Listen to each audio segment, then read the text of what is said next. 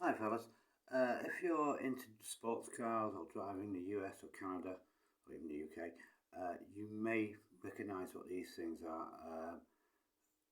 We call themselves, euphemistically, we call them AL and LI LIDAR testers. What they are is they're basically a little cheap oscillator. Whilst these are perfectly safe for testing your laser detector, fine, no problem there. The input isn't that high, but don't do what even past customers of mine and other Californian salesmen have done. Get one of these.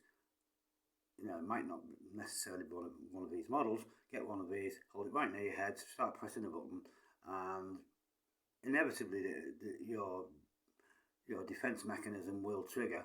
But the trouble is, I've had several of these on a scope, not these exact ones, I must admit, but I've had a couple in the past on a scope, and whilst they did emit a tiny microscopic AC signal to trigger a laser, fine with a laser detector, primarily the signal was a pure DC bright light, bright infrared light, which the funny thing about it is this guy, I won't mention his name, this guy in particular, sells very expensive, very sophisticated, quite good countermeasure systems, but also he actually says in the small print of all these things, of all these defense systems, which can range from like $1,000 to $3,000, depending on how many heads you have.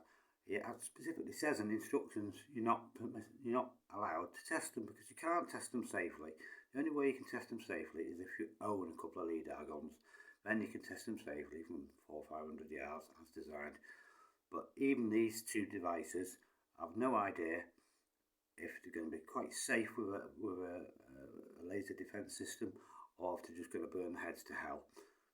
I mean, way back when I warned people till I was blue in the face. I even had some of these on an oscilloscope, on a hand tech, and whilst they were, basically they're very much like a TV remote controller. A TV remote controller sends a similar square wave signal out, and even a TV remote controller will trigger a laser detector on some occasions, but I wouldn't like to say what it would do to a laser diffuser, shall we say. So if you're going to buy one of these, use it on your radar